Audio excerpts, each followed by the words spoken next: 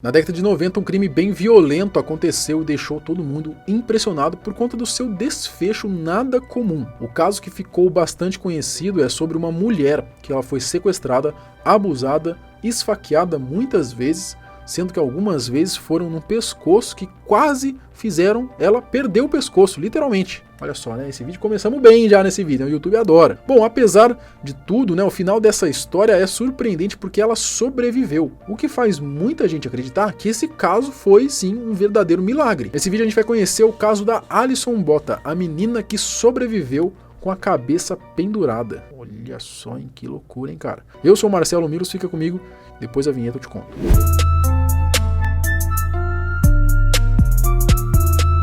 Alison nasceu em Port Elizabeth, na África do Sul, no dia 22 de setembro de 1967. Com 10 anos de idade, mais ou menos, os seus pais se separaram e aí ela ficou morando então com seu irmão e a sua mãe. Ela estudou em uma escola só de garotos, a College Age High School for Girls, e depois que ela se formou, ela foi aproveitar a vida viajando e logo que voltou, já começou a trabalhar como corretora. Nessa fase, ela já tinha uma independência, né? Era dona de si mesma.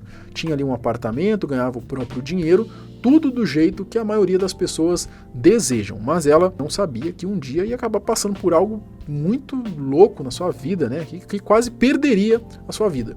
O caso. No dia 18 de dezembro de 1994, a Alison, que estava com 27 anos na época, ela marcou uma noite ali de confraternização com os amigos. Eles comeram, beberam, jogaram, um rolê ali até mais caseiro.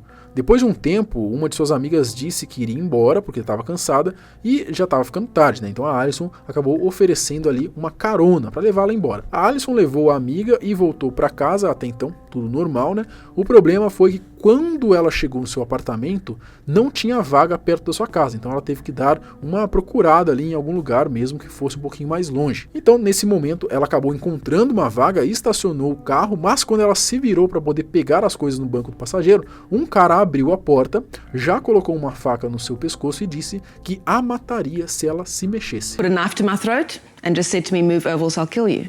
A Alison teve que ir então para o banco de carona, enquanto o criminoso, que é dito que se chamava de Clinton, ele começou a dirigir. Ele ainda comentou que se ela colaborasse, ele não iria machucar. Mentiroso, né? O bandido meteu o louco, dizendo que só queria cobrar um cara, ameaçar esse cara aí, mostrando o que faria com ele e depois soltaria a menina. Mas na verdade, a sua intenção era completamente outra. O comparsa. Aí você pensa que assim que chegaram, né, o Clinton ele cobrou o cara e foi embora? Negativo, ele chamou o tal devedor, né, para poder entrar no carro e apresentou a Alison para ele como se fossem amigos. Aí a moça já entendeu que as coisas iriam ficar feias pro lado dela. O Clinton seguiu dirigindo e cada vez para mais longe. Eles foram parar numa área rural afastada da cidade. Assim que chegaram lá, a Alison queria saber o que aconteceria com ela. E o cara falou bem na cara dela que eles queriam fazer sexo com ela e perguntou se ela iria resistir. A Alison, completamente apavorada, disse que não. Bom, a Alison ela foi estuprada e mesmo passando por esse trauma, ela conseguiu identificar o nome real dos agressores enquanto eles estavam conversando, né? Os dois estavam conversando. Na verdade, o nome do Clinton, ele tinha dito que se chamava assim, mas na verdade era Franz. E o outro amigo dele se chamava de Theons. Bom, quando os criminosos terminaram de abusar a menina, né, os agressores eles ainda tentaram matá-la sufocando ela. A Alison chegou até a perder a consciência, inclusive, então os dois decidiram ir mais longe e esfaquearam por pelo menos 30 vezes o abdômen dela. Olha só, cara, que foda, né? Tanto que é dito que os intestinos dela chegaram a ficar expostos. O Franz ainda tinha o intuito de os seus órgãos reprodutivos, né? Mas alguma coisa aconteceu que eles não conseguiram acertar essas partes específicas. Apesar disso, a Alison, como uma guerreira, não estava morta. A perna de Alison se contraiu e vendo isso, os assassinos decidiram que não tinha acabado. E essa é a parte ainda mais bizarra, porque os caras começaram a cortar o pescoço da menina, foram 17 facadas mais ou menos, a Alison ficou consciente nessa hora, olha só pra você ver, ela ficou consciente, na hora ela tá tomando facada, ela ficou consciente. Tanto que ela diz o seguinte, ó, abre aspas, tudo que eu podia ver era um braço se movendo acima do meu rosto. Esquerda e direita, seus movimentos estavam produzindo um som molhado. Era o som da minha carne sendo cortada. Ele estava cortando a minha garganta com a faca. De novo, e de novo, e de novo. Então dá pra imaginar no que essa mulher passou? Parece negócio de filme, né? Bom, a mente dela lutava para tentar entender o que estava acontecendo. Parecia irreal, diz ela mesmo, tá? Mas não era. Aspas. Não sentia dor, mas não era um sonho. Isso estava realmente acontecendo, né? Aquele homem estava cortando minha garganta. Então, é bizarro, né? Depois disso tudo, ela acabou desmaiando de novo, e aí eles acharam que ela estava morta e acabaram deixando ela lá e indo embora. Consciente de novo e achando que ia morrer, a Allison sabia que tinha que pelo menos deixar alguma pista para que as autoridades encontrassem os assassinos. Então ela acabou escrevendo o nome deles na terra com o próprio sangue que ela estava ali em mãos. Sangue dela mesmo, né? E ainda colocou no final ali, te amo, mamãe. O milagre. A Allison já não acreditava que sobreviveria, até que ela viu à distância ali uns faróis cruzando ali os arbustos. Ela percebeu que se conseguisse chegar até a estrada, provavelmente ela teria ajuda. Então, se você acha que já viu de tudo, já ouviu de tudo, mas não conhece esse caso, se prepara. Porque a Allison, ao tentar ir até a estrada, nessa tentativa, ela percebeu o nível das feridas que tinha no corpo. Ela se levantou para ir até lá, então percebeu que a sua cabeça começou a meio que cair para trás. Olha que loucura isso, né, cara? Então essa história de que ela foi quase decapitada não é clickbait, tá? Ela, de fato, ela quase perdeu a cabeça. E ainda não dá para esquecer do intestino dela, né, que tava praticamente para fora por causa das facadas também. Então ela sentiu algo ali também saindo do seu abdômen. E como que ela tava viva, né, cara? Bizarro, né? Então, uma mão ela usou meio que para apoiar a cabeça ali que tava meio que caindo.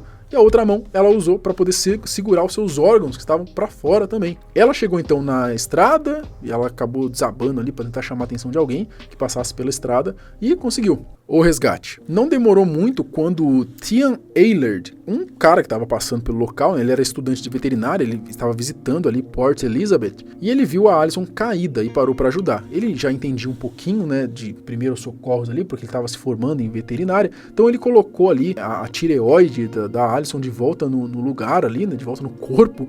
Olha que loucura, né, cara? Até difícil imaginar isso, né? E aí ele ligou para a emergência, segurando com a sua mão, então, até que chegasse. Ela foi levada para o hospital e até os médicos ficaram em estado de choque quando viram o que estava acontecendo, né? E mesmo passando por tudo aquilo, ela ainda tinha sobrevivido. A Allison só sobreviveu porque os cortes na garganta fizeram espécies de buracos, né, que deixavam o ar passar ali enquanto ela respirava, mesmo com as vias aéreas dela toda bloqueada. Por sorte, nenhuma outra artéria ou algo do tipo foi atingido. Um dos médicos disse que com 16 anos de carreira ele nunca tinha visto ferimentos naquele nível. A Allison se lembrou de tudo e no hospital acabou reconhecendo os dois criminosos, né, que até já tinham um histórico de violência contra as mulheres. Prisão. O julgamento ficou conhecido como o julgamento do estripador de Nordhoek, Franz Dutoit, e o Theo Kruger. Engraçado, né, o sobrenome dele ser Kruger, né? Logo um cara que era um estripador, né? Bom, eles foram declarados culpados, então, de 8 acusações, sendo 3 delas ali de sequestro, estupro e tentativa de homicídio. Os caras foram diagnosticados como psicopatas. Em 95, os dois foram considerados culpados e pegaram prisão perpétua. Eles ainda chegaram a quase ter a chance de liberdade condicional, o que foi bem complicado ali para a Allison e para a família dela, mas no final deu tudo certo e eles ainda estão presos, superando o trauma. A Allison achou que a melhor maneira de lidar com tudo isso era batendo de frente, então ela decidiu sair viajando e contando a sua história pelo mundo. Foram pelo menos ali 35 países.